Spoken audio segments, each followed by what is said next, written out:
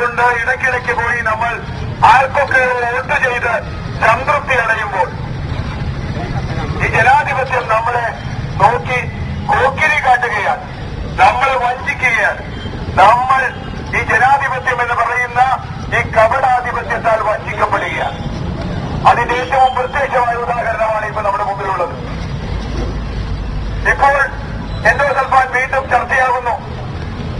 3 പതിറ്റാണ്ടിലേറെയായി ഒരു ജനതയ്ക്കുമേൽ വലിയ വിഷദുരന്തം വിതച്ചുകൊണ്ട് പ്രവർത്തിച്ചു വരുന്ന സ്ഥാപനത്തിനോ അതിന്റെ നടത്തിപ്പുകാർക്കോ ഇപ്പോഴും ഇതുവരെ ഒരു പ്രതിപട്ടികയിൽ സ്ഥാനം കിട്ടിയിട്ടില്ല. അവർ കാണേണ്ട കാര്യമില്ല. ഇതിൽ 1-ാം പ്രതി ഇപ്പോഴും പ്രതിരംഗത്ത് വന്നിട്ടില്ല. ഇത് ഏറ്റവും ദുരിതമനുഭവിക്കുന്ന, നേരിട്ട് ദുരിതമനുഭവിക്കുന്ന ആളുകൾക്ക് അവർക്ക് ഇപ്പോഴും ന്യായമെന്ന് പോലും പറയേണ്ടതില്ലാത്ത നാമമാത്രമായ പുനരധിവാസം പോലും ലഭ്യമായിട്ടില്ല. എന്ന് പറഞ്ഞാൽ പ്രതി ശിക്ഷിക്കപ്പെട്ടിട്ടില്ല, അനുഭവിക്കുന്നവർക്ക്, ദുരന്തം അനുഭവിക്കുന്നവർക്ക് പരിഹാരം കിട്ടിയിട്ടില്ല. ഈ നീതിയെക്കുറിച്ച് നമുക്ക് എന്താണ് പറയാനുള്ളത്? ഇപ്പോൾ നാം കേൾക്കുന്നത് ഒരു പഠന സംഘം ഇപ്പോൾ പഠനം നടത്തിക്കൊണ്ടിരിക്കുന്നു, വേറൊരു പഠന സംഘം വരാൻ പോകുന്നു. ഇതിനിടയ്ക്ക് ഒരു മന്ത്രി തിരുവനന്തപുരത്ത് 20-ാം തീയതി വരാൻ പോകുന്നു. അദ്ദേഹം വന്നാൽ ഇതൊക്കെ തീരുവന്ന. യഥാർത്ഥത്തിൽ 15 പഠന സംഘങ്ങൾ ഇവിടെ പഠനം നടത്തി കഴിഞ്ഞു. ഒരു പഠന സംഘത്തിനെയും ആവശ്യമില്ലാത്ത തലത്തിൽ കാര്യങ്ങൾ കാണാൻ തയ്യാറുള്ള ഏത് മനുഷ്യനും, വിദഗ്ധനാവട്ടെ അവിദഗ്ധനാവട്ടെ രാഷ്ട്രീയ നേതാവാവട്ടെ, ഒരു പ്രാവശ്യം ഈ മണ്ണിൽ കാലുകുത്തിയാൽ മനസ്സിലാകുന്ന കാര്യമറിയാൻ ഇനിയും പഠന സംഘത്തെ നിയോഗിക്കുമെന്ന് പറയുന്നവരുടെ ആ രീതിയെക്കുറിച്ച് തന്നെ നമുക്ക് സംശയിക്കേണ്ടിയിരിക്കുന്നു. മാത്രമല്ല 2000 മുതൽ പഠന സംഘത്തിന്റെ തലവരെ കുറിച്ചൊന്നും ഞാൻ പറയുന്നില്ല. പത്രത്തിലൊക്കെ ഒരുപാട് വന്നു കഴിഞ്ഞു. ആ പഠന സംഘം എന്ത് റിപ്പോർട്ടാണ് കൊടുക്കാൻ പോകുന്നത് എന്നൊക്കെ നമുക്കിപ്പോ തന്നെ മനസ്സിലാവും. പക്ഷെ നമ്മൾ പറയുന്നത് പഠന സംഘത്തിന്റെ തലവനായി ആര് വെച്ചാലും നമുക്ക് താല്പര്യമില്ല, പഠന സംഘത്തിന്റെ ആവശ്യമില്ല എന്നുള്ളതാണ്. കാരണം ഒന്ന്, അത്തരമൊരു പഠനം നടത്തുന്നത് ഈ രാജ്യത്തെ ജനങ്ങളോടുള്ള വഞ്ചനയാണ്. ഇവരനുഭവിക്കുന്ന ദുരന്തം ഇത്രയധികം മാധ്യമങ്ങളും ഇത്രയധികം മനുഷ്യരും തുറന്നു കാട്ടിയിട്ടും അത് കാണാൻ കണ്ണില്ലാത്തവർ ഇനി എന്ത് പഠനമാണ് നടത്താൻ പോകുന്നത്?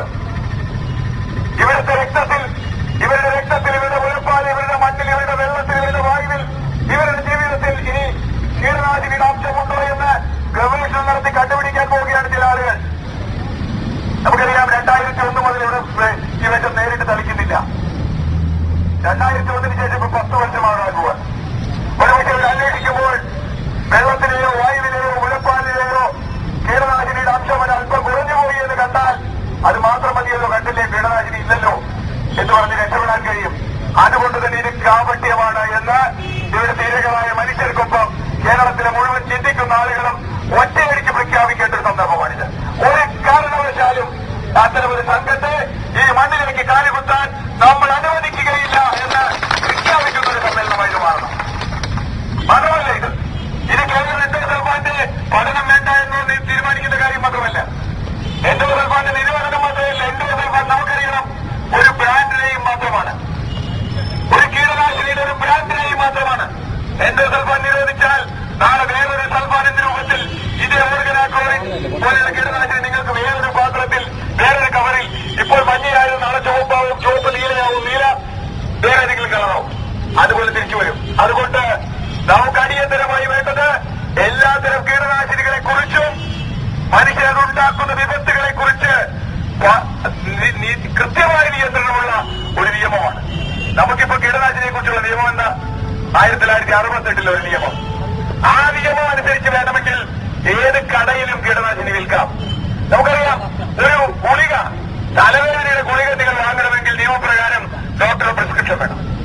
പക്ഷേ ആയിരക്കണക്കിന് മനുഷ്യനെ ഒരു രാത്രി കൊണ്ട് കൊല്ലാൻ കഴിയുന്ന കീടനാശിനി വാങ്ങാൻ നിങ്ങൾക്കൊരു പ്രിസ്ക്രിപ്ഷനും ആവശ്യമില്ല.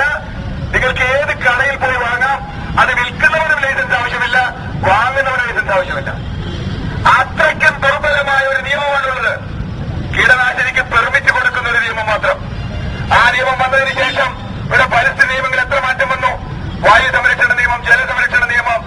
ആ നിയമങ്ങൾ ഏതെങ്കിലും കീടനാശിനി നിയമത്തിന് ബാധകമായിരുന്നുവെങ്കിൽ ഒരു തരി എൻഡോസൾഫാൻ കാസർഗോഡ് അടിക്കാൻ കഴിയുമായിരുന്നില്ല എന്നുള്ള സത്യം. കാരണം വായു സംരക്ഷണ നിയമവും ജല സംരക്ഷണ നിയമവും അനുസരിച്ച് നിങ്ങൾക്ക് ഈ ഹെലികോപ്റ്ററിൽ വിഷം തെളിക്കാൻ പറ്റില്ല. അപ്പോ 1986 ഉണ്ടായ നിയമം പോലും ബാധിക്കാൻ ഇതിന് ബാധകമാക്കിയിട്ടില്ല. ഇതുപോലെ നിരവധി കാര്യങ്ങൾ ഞാൻ അതിലേക്ക് കിടക്കുന്നില്ല. പക്ഷെ അടിയന്തരമായി കാസർഗോട്ടുകാർക്ക് ഇവിടുത്തെ ജനങ്ങൾക്ക് വേണ്ടത് എന്താണ്? ഇരകളായ മനുഷ്യർക്ക് വേണ്ടത് എന്താണ്? അവർക്ക് വേണ്ടത് സമ്പൂർണമായ പുനരധിവാസ പദ്ധതിയാണ്. അതിന് കൃത്യമായി ഭോപ്പാലിന്റെയോ അല്ലെങ്കിൽ ഭോപ്പാലിന്റെ തട്ടിപ്പുമായല്ല ഞാൻ പറയുന്നത്, മാതൃകയിൽ കൃത്യമായ ഒരു ട്രിബ്യൂണൽ ഇവിടെ ഉണ്ടാവണം. അതിനുവേണ്ടി പണം നീക്കിവെക്കണം. അവർക്ക് പൂർണ്ണമായ പുനരധിവാസം, എല്ലാ അർത്ഥത്തിലുമുള്ള പുനരധിവാസവും ചികിത്സയും നടപ്പിലാക്കാൻ കഴിയുന്ന തരത്തിലുള്ള അതിന് എത്ര ഫണ്ടാവേണ്ടത്? ഈ രാജ്യത്ത് കോമൺവെൽത്ത് ഗെയിംസ് തുടങ്ങിയ എല്ലാതരം തട്ടിപ്പുകൾക്കും വേണ്ടി അല്ലെങ്കിൽ നിർമ്മാണങ്ങൾക്കും അഴിമതിക്ക് വേണ്ടി നടത്തുന്ന ഫണ്ടിന്റെ ചെറിയൊരു അംശം മതിയല്ലോ ഈ പാവപ്പെട്ടവരെ സംരക്ഷിക്കാൻ. പക്ഷെ നമ്മുടെ ഭരണകൂടങ്ങൾക്ക് അതിന് മുൻഗണനയില്ല. അവരുടെ മുൻഗണന അതൊരു തരം ആഡംബരത്തിന് വേണ്ടിയാണ്, അഴിമതിക്ക് വേണ്ടിയാണ്. അതുകൊണ്ട് നമ്മൾ ആവശ്യപ്പെടുന്നത് ഇവിടെ ഒരു വിട്ടുവീഴ്ചയ്ക്ക് പ്രശ്നമല്ല. ഇതാരാവശ്യപ്പെടുന്നു എന്നുള്ളതല്ല, എങ്ങനെ ആവശ്യപ്പെടുന്നതല്ല, ഇവിടെ പുനരധിവാസം.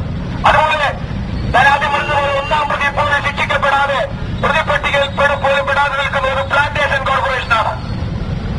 പ്ലാന്റേഷൻ കോർപ്പറേഷന്റെ സ്വത്തുകൾ മുഴുവൻ കണ്ടുകെട്ടി അതിൽ നിന്ന് അവർക്ക് നഷ്ടപരിഹാരത്തിന് തുക കണ്ടെത്താമെന്നാണ് ഞാൻ ആവശ്യപ്പെടുന്നത്. അവർക്കൊരു 1000-കണക്കിന് ഏക്കർ ഭൂമിയില്ലേ, കണ്ടെത്തണം. ഇത് നിയമമാണ്. ഞാൻ എന്റെ സ്വന്തം അഭിപ്രായം പറയുന്നില്ല. പൊല്യൂട്ടർ ക്ലോസ് എന്ന് പറയുന്ന നിയമമാണ്. മലിനീകരണം നടത്തുന്നവൻ അത് പരിഹരിക്കാനുള്ള പണം മുടക്കണം. അങ്ങനെയെങ്കിൽ ഇവിടെ മലിനീകരണം നടത്തിയ ഈ പ്ലാന്റേഷൻ കോർപ്പറേഷന്റെ സ്വത്ത് കണ്ടുകെട്ടി അത് ഉപയോഗിച്ച് നഷ്ടപരിഹാരത്തിന് അതിനുള്ള പൈസ കണ്ടെത്തുന്ന കാര്യമില്ല. ആ ഭൂമി ഇവിടുത്തെ പാവപ്പെട്ടവർക്ക് വിധിച്ചു കൊടുക്കണം. നിരവധി കാര്യങ്ങൾ ചെയ്യും, ഞാൻ അതിലേക്കൊന്നും കിടക്കുന്നില്ല. 3ാമത്തെ കാര്യം, കീടനാശിനി കേരളത്തിലോ ഇന്ത്യയിലോ ഒരു മാത്രം നിരോധിച്ചിട്ട് കാര്യമില്ല. കീടനാശിനികളുടെ ഇതുവരെയുള്ള പ്രവർത്തനങ്ങൾ വിലയിരുത്തി ഇവിടെ മാത്രമല്ല, ഇപ്പൊ എൻഡോസൾഫാൻ പാലക്കാടുണ്ട്, ഇടുക്കിയിലുണ്ട്, വേറെ എവിടെയൊക്കെ ഉണ്ട് നമുക്കറിയില്ല. യഥാർത്ഥത്തിൽ സുഹൃത്തുക്കളെ, എല്ലാ കേരളീയരും ഏതെങ്കിലും ഒരു കീടനാശിനിയുടെ ഇരയാണ് നാം തിരിച്ചറിയുക. കേരളത്തിൽ 15% വെച്ച് ക്യാൻസർ നിരക്ക് കൂടിക്കൊണ്ടിരിക്കുന്ന ഒരു വർഷം, പ്രമേഹത്തിന്റെ നിരക്ക് അതിവേഗത്തിൽ കൂടിക്കൊണ്ടിരിക്കുന്നു. ഇൻഫെർട്ടിലിറ്റി, കുട്ടികളുണ്ടാകാൻ അനവസ്ഥ്യത കേരളത്തിൽ അതിവേഗം വർദ്ധിച്ചുകൊണ്ടിരിക്കുന്നു. ഇതിന്റെയൊക്കെ ക്ലിനിക്കുകൾ നമ്മളിങ്ങനെ നാടിന് അനാഭാവത്തിനാണ്. എന്തുകൊണ്ട്? ഇതൊക്കെ പ്രധാന കാരണം നാം തേടിയെത്തുമ്പോൾ കാണുന്നത് കീടനാശിനിയും രാസവസ്തുക്കളിലുമാണ് എന്നുള്ളതാണ്. അതുകൊണ്ട് ഇതിനൊക്കെ വരുന്ന ജനങ്ങൾക്കുണ്ടാകുന്ന വലിയ നഷ്ടം അതിന് പകരം പറയുന്ന എന്താ? ഇത് വളരെ ലളിതമായൊരു കാര്യം ഞങ്ങൾ ഉന്നയിച്ചു. ഞാൻ വരുന്ന എറണാകുളത്ത് നിന്നാണ്. ഈ എൻഡോസൾഫാൻ കീടനാശിനി 1600 മെട്രിക് ടൺ വെച്ച ഒരു വർഷം എറണാകുളത്ത് ഏലൂരിലെ എസ്റ്റൈൽ എന്ന് പറയുന്ന പൊതുമേഖലാ സ്ഥാപനം ഇപ്പോഴും ഉണ്ടാക്കിക്കൊണ്ടിരിക്കുക. ആരാ അതിന് വേണ്ടെന്ന് പറയുന്നത്? ഒരു സർക്കാരിന്റെ സ്ഥാപനം 1600 മെട്രിക് ടൺ ഉണ്ടാക്കിക്കൊണ്ടിരിക്കുന്നു. അത് നിർത്താൻ നമുക്ക് കഴിഞ്ഞോ? ഞാൻ ഇതിൽ കെ.വി. തോമസ് ശരിയോ തെറ്റോ അല്ല, കെ.വി. തോമസിന്റെ പേരിൽ ഒരു തെറ്റേ ഞാൻ കാണുന്നുള്ളൂ. അത് എന്താണെന്നറിയോ? അദ്ദേഹം നമ്മുടെ ജനപ്രതിനിധിയായി പോയി എന്നുള്ള ഒറ്റ വന്നു.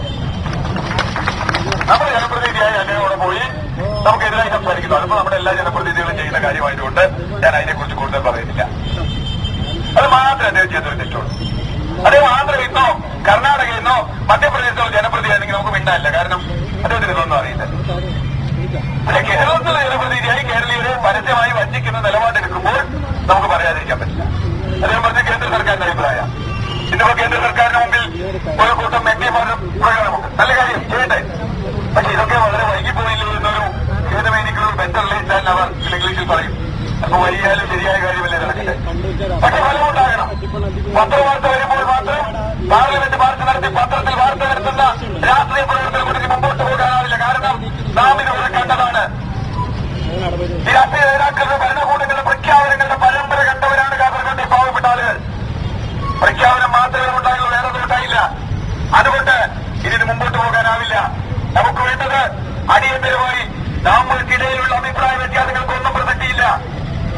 ഇവരുടെ ജീവിതം കഴിയാവുന്നത്ര പഴയ നിലയിലാക്കാൻ എന്തൊക്കെ ചെയ്യാൻ കഴിയുമെന്ന് അടിയന്തരമായി തീരുമാനിക്കാൻ ഇവിടുത്തെ എല്ലാ രാഷ്ട്രീയ കക്ഷികളും, അതിൽ ഭരണപക്ഷമോ പ്രതിപക്ഷമോ ബഹുപക്ഷമോ ഒന്നും നമുക്ക് പ്രശ്നമില്ല. അവർ തയ്യാറാകണം. അതിന് വിദഗ്ധരെ കൊണ്ടുവരണം. ആ വിദഗ്ധർ അത് പരിശോധിക്കാനല്ല, ഇവരെങ്ങനെ പുനരധിവസിപ്പിക്കാമെന്നൊരു വൈദഗ്ധ്യമാണ് ഇവിടെ വേണ്ടത്. അതിനുവേണ്ട പ്രവർത്തനങ്ങൾക്ക് വലിയൊരു സമരം കേരളത്തിൽ ആവശ്യമാണ്. ഞാൻ പറയുന്നത് നമ്മുടെ രാഷ്ട്രീയ കക്ഷികളോടുള്ള ബഹുമാനക്കുറവ് കൊണ്ടല്ല. അവരൊക്കെ കുറച്ചു കഴിഞ്ഞാൽ ഇത് മറന്നുപോകും. അങ്ങനെയാണ്. പക്ഷെ അവരിടയ്ക്കിടയ്ക്ക് ഓർമ്മിപ്പിച്ചുകൊണ്ടിരിക്കുക. അതാണ് ജനകീയ പ്രസ്ഥാനങ്ങളുടെ പ്രധാന ശക്തി. അതാണ് നമ്മുടെയൊക്കെ ജോലി. ഇവർ ഉറങ്ങാതിരിക്കണം. ഇവരിടയ്ക്കിടയ്ക്ക് ഉറക്കം നോക്കുമ്പോൾ ഇടയ്ക്ക് പുറത്തു തട്ടി അല്ലല്ലോ നിങ്ങളോട് പറഞ്ഞ കാര്യമുണ്ടല്ലോ ഓർമ്മിപ്പിച്ചുകൊണ്ടിരിക്കണം. ഇവരെപ്പോഴും മറക്കുന്നവരാണ്. ഇവരെ ഓർമ്മിപ്പിക്കുന്നതാണ് നമ്മുടെ ജോലി.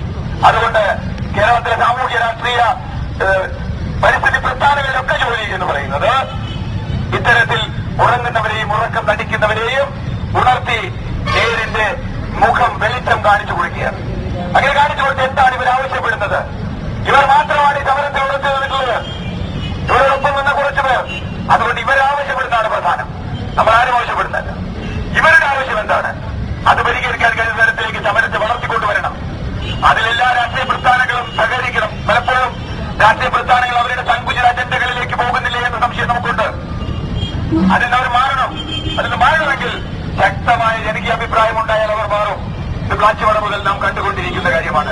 അതുകൊണ്ട് നമുക്കിവിടെ ഞാൻ ദീർഘിപ്പിക്കുന്നില്ല.